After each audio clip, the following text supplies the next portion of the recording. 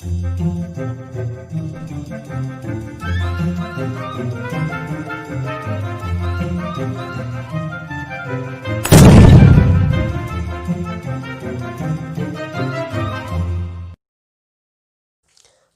Students, this is Manish Pareek in front of you. इस video में students हम बात करेंगे हमारे स्ट्रक्चर ऑफ एटम पे। नेक्स्ट लास्ट में हमने पढ़ा था स्टूडेंट्स कि कितने टाइप के हमारे जो इलेक्ट्रॉनिक फिलिंग के रूल होते हैं, लॉज होते हैं, वो हमने पढ़ लिए थे। तो आज हम बात करेंगे इलेक्ट्रॉनिक कन्फिग्रेशन की, कि किस तरीके से इलेक्ट्रॉनिक कन्फिग्रेशन लिखा जाता है।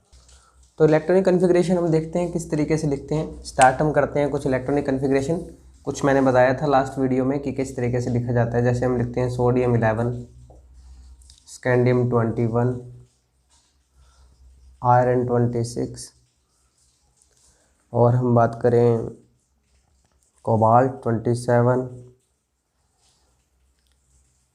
और हम अगर बात करें कि एल्यूमिनियम 13। तो किस तरीके से इलेक्ट्रॉनिक कन्फिग्रेशन लिखा जाता है। तो मैंने बताया था आपको ऑर्बिटल्स लिखेंगे एनर्जी के इंक्रीजिंग ऑर्डर में। तो हम लिखते हैं 1s, 2s, 2p, 3s, 3p।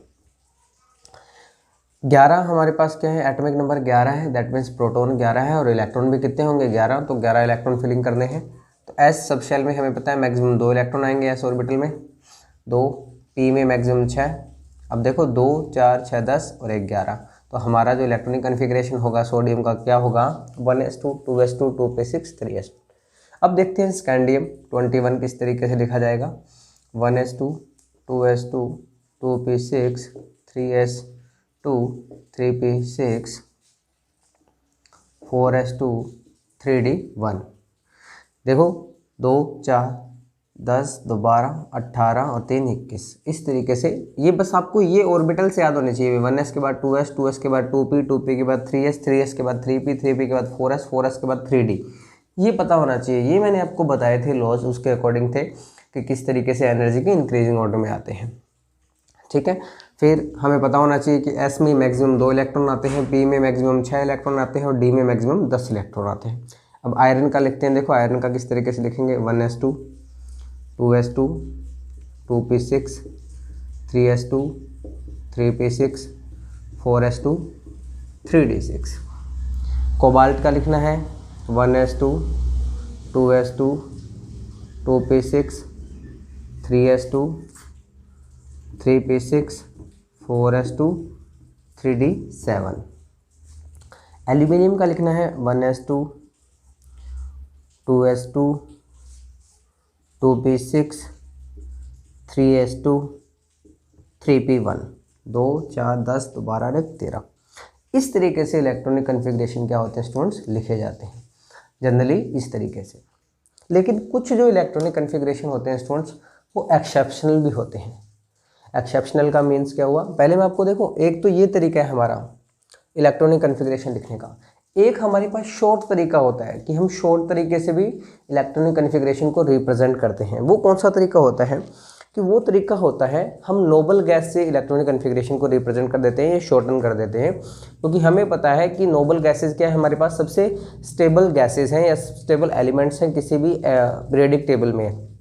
तो हम क्या करते हैं, जैसे यहाँ पे इस साइड में मैं आपको लिख के दिखाता हूँ कि मैं यहाँ नोबल गैसेस का लिखता हूँ एटॉमिक नंबर। जैसे हीलियम है, हीलियम का एटॉमिक इलेक्ट्रॉनिक कन्फिग्रेशन होता है 1s2। फिर उसके बाद आता है नियोन, इसका इलेक्ट्रॉनिक कन्फिग्रेशन होता है 1s2, 2s2, 2p6। नियोन के बाद आता है argon, 1s2, 2s2, 2p6, 3s2, 3p6। Organ होता है 18 पे। ठीक है। उसके बाद आता है krypton 36, 1s2, 2s2, 2p6, 3s2, 3p6, 4s2, 3d10। 2, 4, 10, 12 और 6, 18, 20, 30, 3d10, 4s2, 3d10 और 5p6। ठीक है। फिर आता है क्रिप्टॉन के बाद जिनोन 54, इसका लास्ट में हमारे पास क्या हो जाएगा 5s2 6p6, ये हो जाएगा लास्ट में। तो इस तरीके से ये क्या है स्टेबल कॉन्फ़िगरेशन है। स्टेबल क्यों है? क्योंकि देखो इनके लास्ट जो शेल है, सब शेल्स हैं, ऑर्बिटल्स हैं, वो क्या है फुल फिल्ड है। एस में 2 इलेक्ट्रॉन मैक्सिमम आ सकते हैं तो 2 इलेक्ट्रॉन आ गए, पी में 6 इलेक्ट्रॉन आ सकते हैं तो पी में 6 इलेक्ट्रॉन आ गए। ठीक है, इस तरीके से ये क्या है फुली फिल्ड स्टेबल कॉन्फ़िगरेशन है। तो इन जो इलेक्ट्रॉनिक कॉन्फ़िगरेशन होता है इनको हम रिप्रेजेंट करते हैं इन स्टेबल कॉन्फ़िगरेशन से। कैसे? देखो हमें सोडियम लिखना है, सोडियम 11। तो सोडियम 11 से पहले नोबल गैस कौन सी आती है स्टेबल वाली? वो आती है हमारे पास नियोन 10, यानी कि 2p6 तक। तो देखो इलेक्ट्रॉनिक कॉन्फ़िगरेशन सेम ही है ना 2p6 तक। तो यहाँ पे मैं क्या लिख सकता हूँ? यहाँ पे मैं लिख सकता हूँ नियोन और उसके बाद में लिख सकता हूँ 3s1। तो नियोन तक किसको रिप्रेजेंट कर दिया इसने? 2p6 तक रिप्रेजेंट कर दिया, उसके बाद में 3s1। यहाँ देखो स्कैंडियम 21 से पहले कौन सा आता है? 18 आता है। तो 18 तक 3p6 तक तो देखो सेम ही है ना, तो 3p6 तक मैं लिख सकता हूँ आर्गन और उसके बाद लिख सकता हूँ मैं 4s2 3d1। अच्छा, इसको 4s2 3d1 की जगह इस तरीके से भी लिख सकते हो आप 3d1 4s2, क्योंकि बाहर वाला शेल जो है वो चौथा शेल सबसे बाहर होगा। फोर्थ शेल जो है ये 4 लिखा हुआ है principal quantum number, fourth shell क्या होगा? सबसे बाहर होगा, इसलिए हम इसको 3d1 4s2 भी लिख सकते हैं। इधर आओ, आयरन 26 से पहले कौन सी नोबल गैस है? ऑर्गन है 18 पे, तो इसको कैसे लिखेंगे हम? ऑर्गन। तो ये तो 18 तक तो हो गया, 3p6 तक हो गया, उसके बाद क्या लिख सकते हैं 3d6 4s2, इस तरीके से लिख सकते हैं। ऐसे कोबाल्ट को लिख सकते हो ऑर्गन, क्या हो जाएगा आपका 3d7 4s2। अब एल्यूमिनियम 13 है, 13 से पहले कौन सी नोबल गैस है? नियोन, नियोन लिखा। अब नियोन 2p6 तक आ गया, फिर आ गया ये 3s2 3p1। इस तरीके से आप इसको शॉर्ट टर्म में भी, शॉर्ट तरीके से भी लिख सकते हो। ओके, अब स्टूडेंट्स मैंने आपको कहा था ये तो किया है, ये तो नॉर्मल इलेक्ट्रॉनिक कॉन्फ़िगरेशन है जो सभी रूल्स को फॉलो करते हैं। कुछ एक इलेक्ट्रॉनिक कॉन्फ़िगरेशन है जो कि क्या होते हैं? एक्सेप्शनल हुए होते हैं। उनकी हम बात करते हैं कि कौन से एक्सेप्शनल है और उनके एक्सेप्शन का कारण क्या है कि वो रूल्स को फॉलो नहीं करते। देखो अगर मैं बात करूं हमारे पास कौन से, एक तो हमारा है क्रोमियम, क्रोमियम 24, एक है हमारे पास कॉपर 29, और हमारे पास है रुथेनियम 44, और है रोहिडियम 45। ये सारे इलेक्ट्रॉनिक कॉन्फ़िगरेशन है। देखो क्रोमियम का इलेक्ट्रॉनिक कॉन्फ़िगरेशन क्या होना चाहिए? 1s2 2s2 2p6 3s2 3p6 4s2 3d4। 24 है तो 24 इलेक्ट्रॉन, 2 4 6 10 2 12 और 6 18 2 20 और 4 24, ये होना चाहिए जनरली जो हम फॉलो करते आ रहे हैं उसके अकॉर्डिंग। 4s2 3d4 होना चाहिए लास्ट में, ठीक है। बट इसका इलेक्ट्रॉनिक कॉन्फ़िगरेशन ये होता है गलत। इसका इलेक्ट्रॉनिक कॉन्फ़िगरेशन होता क्या है? ये जो लास्ट में 4s2 3d1 है इसकी जगह होता है 4s1 3d5। ये इसका इलेक्ट्रॉनिक कॉन्फ़िगरेशन है। बाकी सेम रहेगा, इतना तो सेम ही रहेगा, लेकिन लास्ट में जो 4s2 3d4 है उसकी जगह क्या आ जाता है? 4s1 3d5 आ जाता है। ऐसे ही कॉपर 29 में देखो क्या होगा? 1s2 2s2 2p6 3s2 3p6 4s2 3d9, ये होना चाहिए। होना तो ये चाहिए 4s2 3d9, बट इसके अंदर ऐसा नहीं होता। यहाँ तक तो सेम रहेगा, यहाँ क्या होता है 4s1 3d10, ये होता है इलेक्ट्रॉनिक कॉन्फ़िगरेशन, यानी कि ये एक्सेप्शनली बिहेव करते हैं। अब एक्सेप्शनली बिहेव क्यों करते हैं, इसका कारण क्या है? क्यों यहाँ पे d4 नहीं हुआ, d5 हुआ? क्यों यहाँ पे d9 हुआ, d10 हुआ? तो हमें पता है स्टूडेंट्स, जो हमारा d सब शेल है उसमें 5 ऑर्बिटल्स होते हैं, उसमें 5 ऑर्बिटल्स होते हैं और हर एक ऑर्बिटल में 2 इलेक्ट्रॉन आ सकते हैं। अब होता क्या है इलेक्ट्रॉनिक कॉन्फ़िगरेशन के अंदर, जो d के अंदर इलेक्ट्रॉनिक कॉन्फ़िगरेशन है, कोई भी सब शेल के अंदर इलेक्ट्रॉनिक कॉन्फ़िगरेशन है, तो वो जो इलेक्ट्रॉनिक कॉन्फ़िगरेशन है वो तो या तो हाफ फिल्ड होगा तब बहुत स्टेबल होगा, या फिर क्या होगा फुल फिल्ड होगा तब बहुत स्टेबल होगा। मान लीजिए ये इसका इलेक्ट्रॉनिक कॉन्फ़िगरेशन है, ये है d5 और एक इलेक्ट्रॉनिक कॉन्फ़िगरेशन क्या है d10, एक इलेक्ट्रॉनिक कॉन्फ़िगरेशन ये है।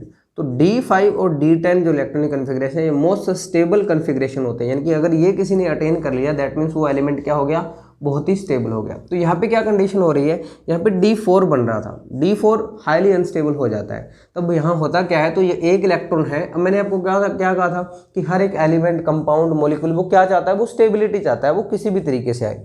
तो यहाँ पे क्या होता है, एक जो S का इलेक्ट्रॉन है वो एक्साइट करके कहाँ चला जाता है, D में चला जाता है। तो इसलिए D4 से D5 में, किस लिए, क्योंकि ये हाफ फील्ड जो इलेक्ट्रॉनिक कन्फिग्रेशन है वो क्या होते हैं, मोर स्टेबल होते हैं। सेम ऐसे इसमें D9 था, ये भी हाईली अनस्टेबल था, इसमें भी D10 से क्या आ सकती है, स्टेबिलिटी आ सकती है। तो ये क्या करते हैं, यहाँ से एक इलेक्ट्रॉन क्या कर जाता है, एक्साइट कर जाता है और किस में आ जाता है, D के अंदर आ जाता है और क्या बना देता है, D10 बना देता है। तो इनका क्या कारण है, स्टेबिलिटी कारण है, ठीक है।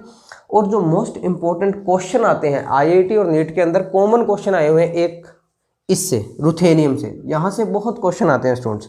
इसके इलेक्ट्रॉनिक कन्फिग्रेशन के रिगार्डिंग आते हैं, इसके क्वांटम नंबर के रिगार्डिंग आते हैं, बहुत क्वेश्चन आते हैं। तो ये देखो, अब इनका तो कोई रीजन था, ये दोनों आपको जो है वो याद करते हैं, रुथेनियम और रोहेडियम, ये दोनों आपको याद ही करने होंगे। तो देखो 44 तक लिखना है मेरे को, तो 44 से पहले मैं 36 तक तो सीधा लिख सकता हूँ, क्रिप्टॉन। अब मेरे को क्या करना है, 8 इलेक्ट्रॉन फिल करने हैं। अब 8 इलेक्ट्रॉन फिल करने हैं तो कैसे फिल करेंगे, देखो यहाँ तक 5p तक हो गया। 5p के बाद में क्या आएगा हमारे पास, 4s आ गया, 1s2 2s2 2p6 3s2 3p6 4s2 3d10 5p6। अब आएगा हमारे पास 4d7 5s1, ये होता है इसका इलेक्ट्रॉन। और इसका होगा 45 का 4d8 5s1। अब देखो ये तो ना तो इलेक्ट्रॉनिक कन्फिग्रेशन हाफ फील्ड है ना फुल फील्ड है, फिर भी ये इस तरीके से होते हैं, ठीक है। तो ये आपको याद करने पड़ेंगे और ये दोनों मोस्ट इंपॉर्टेंट बता रहा हूँ मैं आपको कि अगर इलेक्ट्रॉनिक कन्फिग्रेशन पे नंबर आता है और डी ब्लॉक में से क्वेश्चन आता है तो या तो रुथेनियम, रोहेडियम, और मोस्ट इंपॉर्टेंट रुथेनियम पे तो बहुत सारे क्वेश्चन इस पे आ चुके हैं, नीट में आ चुका है, IIT JEE में आ चुका है, काफ़ी क्वेश्चन आ चुके हैं इस पे किसके क्वांटम नंबर, क्योंकि ये बिल्कुल ही एक्सेप्शनल बिहेवियर करते हैं। तो ये आपको याद रखना है, रुथेनियम का क्या होगा आपका 4d7 5s1, रोहेडियम का क्या होगा 4d8 5s1, ठीक है स्टूडेंट्स। ये मोस्ट इंपॉर्टेंट है, दोनों याद रख लेना, क्योंकि कभी भी क्वेश्चन आएगा डी ब्लॉक में से इनसे रिगार्डिंग जरूर आता है, ठीक है। तो ये थे कुछ एक्सेप्शनल इलेक्ट्रॉनिक कन्फिग्रेशन। जैसे हम और भी बात करें तो और भी इलेक्ट्रॉनिक कन्फिग्रेशन होते हैं, जैसे नायोबियम, जो हमारा नायोबियम होता है उसमें भी वो भी एक्सेप्शनली बिहेव करता है। नायोबियम का जो एटॉमिक नंबर होता है हमारे पास वो होता है 41। जैसे मैं नायोबियम की बात करूं, नायोबियम 41, ये भी आपका एक्सेप्शनली बिहेव करता है। इसका क्या होता है 41 का क्रिप्टॉन तक तो सेम ही आता है, उसके बाद ये बिहेव करता है 4d4 5s1 इस तरीके से। तो 36 और 5 44। तो नायोबियम भी क्या है एक्सेप्शनली बिहेव करने वाला है, ठीक है। इस तरीके से एक्सेप्शनल बिहेव करने वाले याद रखने हैं, क्योंकि इलेक्ट्रॉनिक कन्फिग्रेशन से जब क्वेश्चन आता है स्टूडेंट्स तो ये जो अनयूजुअल बिहेव करते हैं वहीं से क्वेश्चन आते हैं, ठीक है स्टूडेंट्स। तो ये हमने बात की किसकी, इलेक्ट्रॉनिक कन्फिग्रेशन की। अच्छा डी ब्लॉक में से अगर एफ ब्लॉक में से क्वेश्चन बनते हैं ना, एफ ब्लॉक में से इलेक्ट्रॉनिक कन्फिग्रेशन बनते हैं तो वो बनता है आपका गैडोलिनियम से रिलेटेड। गैडोलिनियम, इसका जो इलेक्ट्रॉनिक कन्फिग्रेशन होता है वो होता है आपका गैडोलिनियम का होता है हमारे पास 4f7 5d1 6s2, ये होता है हमारा। तो यहाँ से काफ़ी क्वेश्चन बनते हैं गैडोलिनियम से, ठीक है। तो इस तरीके से हमने बात कर ली क्या, इलेक्ट्रॉनिक कन्फिग्रेशन की। तो आप प्रैक्टिस कीजिए स्टूडेंट्स, जितने भी पीरियोडिक टेबल में है एलिमेंट्स 100 250 अब जैसे हमारे पास हमें ज़्यादा यूज़ नहीं आते, हमें तो जैसे एस ब्लॉक लिख लिया, पी ब्लॉक लिख लिया, डी ब्लॉक लिख लिया, इसलिए तरीके से लिख के प्रैक्टिस कीजिए कि किसका क्या इलेक्ट्रॉनिक कन्फिग्रेशन है, किसका एक्सेप्शनल कन्फिग्रेशन है। मोस्ट ऑफ द जो इंपॉर्टेंट है, जो हमारे काम आने वाले हैं, वो तो मैंने बता ही दिए। अब हम बात करते हैं इस पूरे चैप्टर में से, स्ट्रक्चर ऑफ एटम में से, कि क्या क्या हमारे जो न्यूमेरिकल्स हैं वो IIT JEE पहले आए हुए हैं, नीट के अंदर प्रीवियस ईयर के अंदर आए हुए हैं, वो कुछ डिस्कस करते हैं बेसिक से क्वेश्चन देखते हैं स्टूडेंट्स क्या है। The energy of second Bohr orbit of the hydrogen atom is 328 kilojoule per mole, hence the energy of fourth Bohr orbit would be. Second orbit की हमें एनर्जी दे रखी है हाइड्रोजन एटम की ही, और फोर्थ ऑर्बिट की energy पूछी है किसकी, हाइड्रोजन एटम की। तो हाइड्रोजन एटम का मैंने जनरल एक फॉर्मूला बताया था आपको एनर्जी का, E का क्या बताया था, -13.6 इंटू Z² बाय n², ये किस में आएगा, इलेक्ट्रॉन वोल्ट में, ये बताया था। तो स्टूडेंट्स देखो, इसमें हमें सॉल्व करने की जरूरत नहीं है कि हम पूरा सॉल्व करेंगे, हम थोड़ा सा दिमाग लगाना है कि देखो -3.6 क्या है, इस फॉर्मूले में कांस्टेंट है। जेड क्या है, एटॉमिक नंबर है किसी भी एलिमेंट का, तो फोर्थ ऑर्बिट में निकालनी है और सेकंड ऑर्बिट में निकालनी है किसकी, हाइड्रोजन के ही। तो जेड भी क्या है यहाँ कांस्टेंट का, तो देखो ई इनवर्सली प्रोपोर्शनल हो जाता है किसके, एन स्क्वायर के। ओके, ई और एन का रिलेशन क्या है, एन बढ़ेगा तो ई कम होगा। तो यहाँ पे मैं लिख सकता हूँ इस तरीके से E1 बाई E2, या मैं लिखूँ E second orbit divide by E fourth orbit equals to क्या हो जाएगा, एन फोर्थ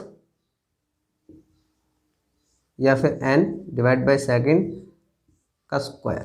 ये हो सकता है, बिल्कुल ये रिलेशन आया हमारे पास। देखो ई सेकेंड ऑर्बिट की कितनी दे रखी है, -328 किलो जूल पर मोल। ई फोर्थ हमें निकालना है, सेकेंड ऑर्बिट यानी कि फोर्थ ऑर्बिट का स्क्वायर क्या हो जाएगा 16, सेकेंड ऑर्बिट का स्क्वायर क्या हो जाएगा 4, तो कितना आया 4। तो हमारे पास ई फोर्थ कितना आ गया, -328 बाई 4, -81 किलो जूल पर मोल। तो बस यही तो होता है स्टूडेंट्स 82। कंपटीशन में यही होता है स्टूडेंट्स कि कौन अप्रोच अच्छी कर सकता है, कौन उस क्वेश्चन को शॉर्ट से शॉर्ट तरीके से जल्दी और एक्यूरेसी से कर सकता है। तो यहाँ पे हमें पूरा सॉल्व करने की जरूरत नहीं थी, बस हमें ये देखना था। देखिए इस तरीके से। तो स्टूडेंट्स एक ही एलिमेंट के जब भी हम शेल की बात करें या ऑर्बिट की बात करें तो उनको कंपेयर करके हमें सॉल्व करना है हमेशा। इसका आंसर क्या आएगा, -82 किलो जूल पर मोल। अब नेक्स्ट क्वेश्चन देखते हैं। क्या न्यूमेरिकल है students, the de Broglie wavelength associated with a ball of mass 1 kg having kinetic energy this. और हमें क्या निकालना है, इसका वेवलेंथ निकालना है। ठीक है, तो डी ब्रोई हमारे पास पता है हमें क्या फॉर्मूला होता है डी ब्रोई का, लैम्डा इक्वल्स टू h/mv। ठीक है, ये हमारे पास फॉर्मूला होता है डी ब्रोगली इक्वेशन का। h क्या है, प्लांक कांस्टेंट, हमें इसकी वैल्यू पता है। मास हमें दे रखा है 1 kg, लेकिन अब हमारे पास वेलोसिटी नहीं है, हमारे पास क्या है, काइनेटिक एनर्जी है, कितना 0.5 जूल। तो काइनेटिक एनर्जी और वेलोसिटी का हमें रिलेशन पता है। काइनेटिक एनर्जी क्या होता है, ½ mv²। अगर यहाँ से v हम कैलकुलेट करेंगे तो कितना आएगा, 2 into kinetic energy by m का रूट, ये हमारे पास आ जाएगा। तो इस फॉर्मूले में रख देते हैं हम, lambda equals to h/m into में क्या आएगा हमारे पास, √2 into kinetic energy by m। तो देखो ये √m है, यहाँ m है, तो ये कैंसिल होकर यहाँ क्या बच जाएगा, √m। ठीक है, ये बचेगा हमारे पास। इसको सॉल्व करते हैं फर्दर। लैम्डा की वैल्यू हमें पता है कितनी होती है, 6.626 इंटू 10⁻⁻34 जूल सेकेंड, ये इसकी यूनिट होती है, जूल सेकेंड। √m मास हमें पता है क्या है 1 kg, लेकिन ये किस में है, रूट में है। 1 kg किस में है, रूट में।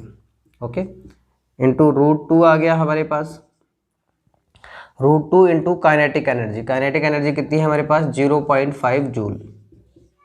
ठीक है, ये आ गया हमारे पास 0.5 जूल। अब हमें क्या करना है स्टूडेंट्स, अब हमें करना है सॉल्व। हमारा आंसर देखो किस में आएगा, मीटर मीटर मीटर या एंगस्ट्रम। अभी तक हमारे पास मीटर कुछ है ही नहीं इस यूनिट में, जूल सेकंड, किलोग्राम, जूल, तो हमें मीटर लाना पड़ेगा। मीटर मैंने आपको बताया था एक कन्वर्जन, जूल इक्वल्स टू क्या होता है, किलोग्राम मीटर स्क्वायर सेकेंड -2, ये यूनिट होती है। तो देखो यहाँ पे जूल की जगह क्या लिख सकता हूँ मैं, जूल सेकेंड को अगर इससे कंपेयर करेंगे तो हमारे पास क्या आ जाएगा, kilogram metre square second yes, second -1 बच जाएगा। ठीक है, किलोग्राम से किलोग्राम कट हो गया, क्योंकि ये रूट किलोग्राम है तो यहाँ पे क्या आएगा, रूट किलोग्राम बच गया हमारे पास ना। ये रूट किलोग्राम है, यहाँ पे क्या बच गया, अभी रूट किलोग्राम बचा हुआ है। अच्छा, यहाँ पे जूल को मैं फिर से लिख सकता हूँ क्या, किलोग्राम मीटर स्क्वायर सेकंड -2, ये सारा का सारा रूट में है। ठीक है, अब देखो यहाँ से रूट किलोग्राम से यहाँ किलोग्राम, यहाँ क्या बच गया, रूट किलोग्राम। अब ये रूट किलोग्राम से रूट किलोग्राम कैंसिल हो गया। ठीक है, अब यहाँ क्या बचा ऊपर, मीटर स्क्वायर, यहाँ पे क्या था, मीटर स्क्वायर। मीटर स्क्वायर का रूट है ना, तो क्या बचा, अकेला मीटर बचा, तो यहाँ से ये कट हो गया, 1 मीटर रह गया। अब सेकंड -2 का रूट करेंगे तो सेकंड -1 बचेगा, सेकंड -1 से सेकंड -1 कैंसिल हो गया। तो फाइनली हमारे पास सिर्फ क्या बचा, ऊपर मीटर बच गया। अब जो वैल्यू आएगी सिर्फ मीटर में आएगी। ठीक है, अब देखो यहाँ पे तो 1 था, 1 का रूट 1 ही है, 2 इंटू 0.5 यानी कि 1 का रूट 1। तो हमारे पास फाइनल आंसर क्या आया, लैम्डा हमारे पास आया 6.626 इंटू 10⁻⁻34 मीटर। सिर्फ जो खेल था वो यूनिट का था, कि जिसको पता था कि जूल की मतलब ये होता है। जो स्टूडेंट्स मैं यूनिट कन्वर्टर लिखाता हूँ वो आपको याद रखने होते हैं। हमारे नीट और आईआईटी के पेपर में यहीं से क्वेश्चन बनते हैं, यहीं से कन्फ्यूजन होता है, बाकी कुछ नहीं होता। तो देखो ऑप्शन कौन सा है हमारा, ये वाला 6.626 वाला, ये पहला ही ऑप्शन, ये हमारा आंसर हो जाएगा स्टूडेंट्स। इस तरीके से सॉल्व करते हैं और देखते हैं क्वेश्चन। नेक्स्ट न्यूमेरिकल क्या है, the measurement of the electron position is associated with an uncertainty in momentum which is equal to 1 × 10⁻18 gram per second. The uncertainty in velocity is, momentum दे रखा है, वेलोसिटी पूछ रखी है, चेंज वेलोसिटी के अंदर अनसर्टेनिटी। तो सिंपल सी बात है, हमने जब पढ़ाया था, मैंने आपको अनसर्टेनिटी प्रिंसिपल मैंने आपको बताया था delta x dot delta p. ये हमने अनसर्टेनिटी प्रिंसिपल देखो ये पढ़ा था, delta x delta p greater than equal to h by 4 pi, है ना। तो यहाँ पे डेल्टा पी क्या था, डेल्टा पी था आपका अनसर्टेनिटी इन मोमेंटम। तो अनसर्टेनिटी इन मोमेंटम इसने दे रखा है। मैंने आपको ये भी बताया था कि डेल्टा पी इक्वल टू किसके होता है, m into delta V. Delta P दे रखा है, m दे रखा है, डेल्टा वी पूछा है, डेल्टा वी क्या हो जाएगा, delta p by m। Simple, delta p क्या है हमारे पास 1 इंटू 10⁻⁻18 ग्राम, और डेल्टा m कितना है 9 इंटू 10⁻⁻28 ग्राम। तो देखो इसको सॉल्व करेंगे तो क्या आ जाएगा, 1/9 इंटू 10⁻10 ग्राम। तो 1/9 कितना होता है 11.11 इंटू 10⁻9 ग्राम। सॉरी वेलोसिटी पूछा है ना, ये किस में था, ग्राम सेंटीमीटर सेकंड इनवर्स, नीचे क्या था ग्राम से ग्राम। तो इतना आ जाएगा आपका 9 सेंटीमीटर पर सेकेंड। ये आंसर आ गया हमारा। ओके, सिंपल सा क्वेश्चन था। नेक्स्ट देखते हैं।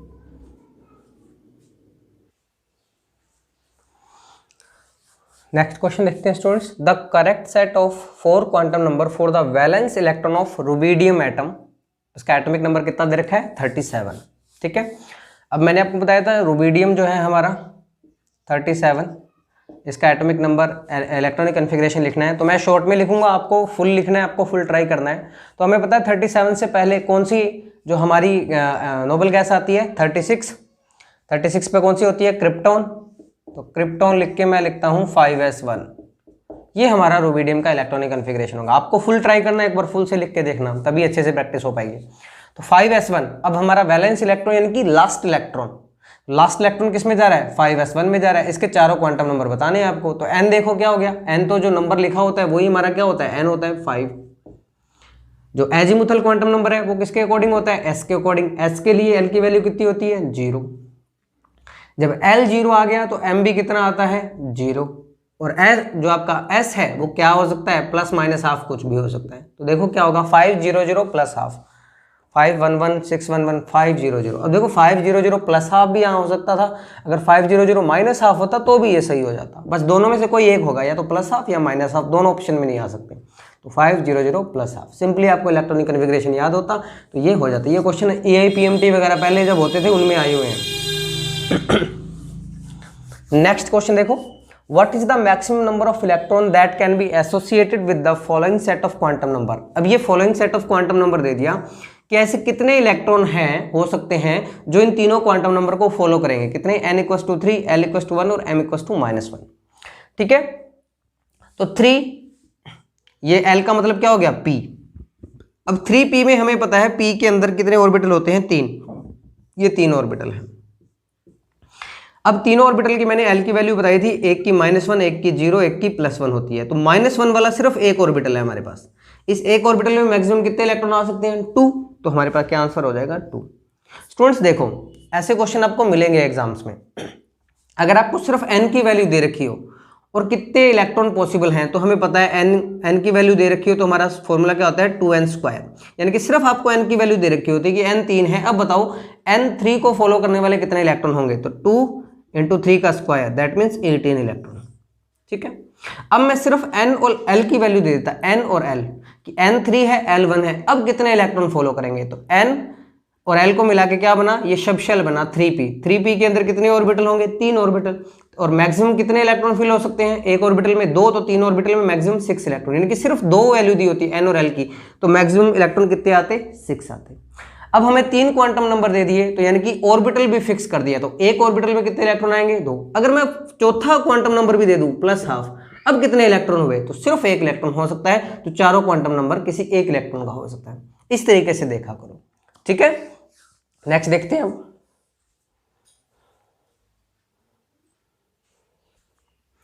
नेक्स्ट क्वेश्चन देखते हैं। तो ये स्टूडेंट्स दोनों क्वेश्चन जो हैं ये तो आए हुए हैं नीट में, आई थिंक 2016 वाले में आए थे, ये नीट 2016 में, ये आया हुआ IIT एडवांस के अंदर, ठीक है। देखो क्वेश्चन क्या थे। The electron occupying the same orbital are distinguish by, कि एक ऑर्बिटल के अंदर जो 2 इलेक्ट्रॉन होंगे वो कैसे डिस्टिंग्विश होंगे एक ही ऑर्बिटल में, ठीक है। तो ये एक ऑर्बिटल है, इसमें 2 इलेक्ट्रॉन है, ये कैसे आइडेंटिफाई करोगे कि ये दोनों अलग अलग है, कौन सा ऐसा क्वांटम नंबर है जो इनको अलग करता है।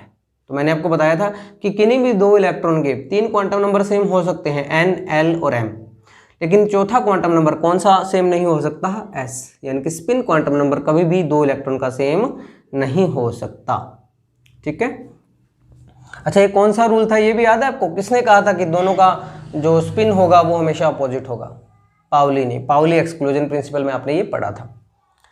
नेक्स्ट देखो, how many electrons can fit in the orbital of for which n = 3 l = 1, ये आ गया अभी थोड़ी देर पहले जो मैं डिस्कस कर रहा था। n = 3 का मतलब प्रिंसिपल क्वांटम नंबर 3, l = 1 का मतलब कौन सा शब्द, p शब्द। इसने कहा है कि 3p ये शब्द है भाई, इसमें कितने इलेक्ट्रॉन आ सकते हैं, तो p के अंदर कितने ऑर्बिटल होते हैं, 3 ऑर्बिटल होते हैं। एक ऑर्बिटल में मैक्सिमम कितने इलेक्ट्रॉन आते हैं, 2 इलेक्ट्रॉन आते हैं, तो 3 ऑर्बिटल्स में कितने इलेक्ट्रॉन हो जाएंगे, 6 इलेक्ट्रॉन मैक्सिमम हो सकते हैं, ठीक है। इस तरीके के क्वेश्चन काफी मिलेंगे आपको कंपटीशन में। नेक्स्ट देखो, the radius of which of the following orbit is same as that of the first orbit of the hydrogen atom. ये थोड़ा सा सोचने वाला है। इसने क्या कहा है कि नीचे ऑप्शन दे दिए भाई तुम्हें मैंने आयंस के, कि इनमें से किसकी रेडियस बराबर होगी हाइड्रोजन के पहले ऑर्बिट के, यानी कि हाइड्रोजन के फर्स्ट ऑर्बिट की कोई रेडियस है, किसके बराबर होगी नीचे वाले ऑप्शन में से हाइड्रोजन के फर्स्ट ऑर्बिट की रेडियस। तो आपको रेडियस का फॉर्मूला अगर याद होगा बोहर रेडियस का, तो कुछ इस तरीके से था, 0.529 इंटू n² / z एंगस्ट्रॉम,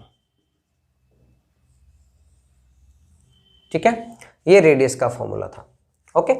अब देखना है हमें क्या कहा है कि पहले तो हाइड्रोजन के फर्स्ट ऑर्बिट की देखो क्या होगी, 0.529 इंटू n, पहला ऑर्बिट है स्क्वायर, z की वैल्यू भी कितनी है, 1 है, तो हमारे पास कितना आया 0.529 एंगस्ट्रॉम। अब पूछा है कि इतनी रेडियस है पहले ऑर्बिट की, अब इनमें से कौन सा है जो इतनी रेडियस रखता है, सॉल्व करो।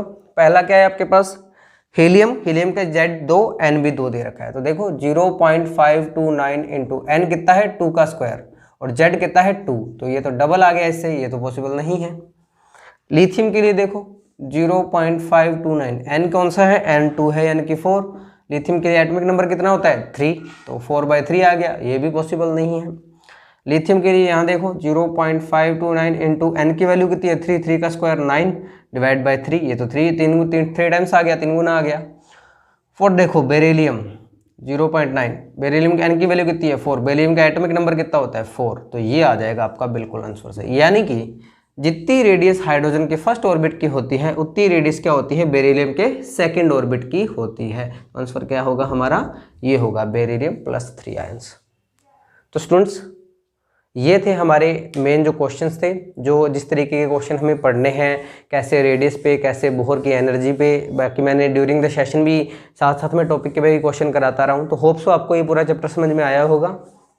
अब ये स्ट्रक्चर ऑफ एटम हमारा खत्म हो चुका है स्टूडेंट्स। अब हम नया चैप्टर स्टार्ट करेंगे, थर्ड चैप्टर पीरियोडिसिटी वाला, periodicity of in periodic table, तो वो हम स्टार्ट करेंगे। होप सो कि आपको ये समझ में आया होगा, और अगर नहीं आया तो प्लीज़ आप कमेंट में कीजिए, पर्सनल मैसेज कीजिए कि क्या आपको प्रॉब्लम आ रही है, हम वो सॉल्व करेंगे।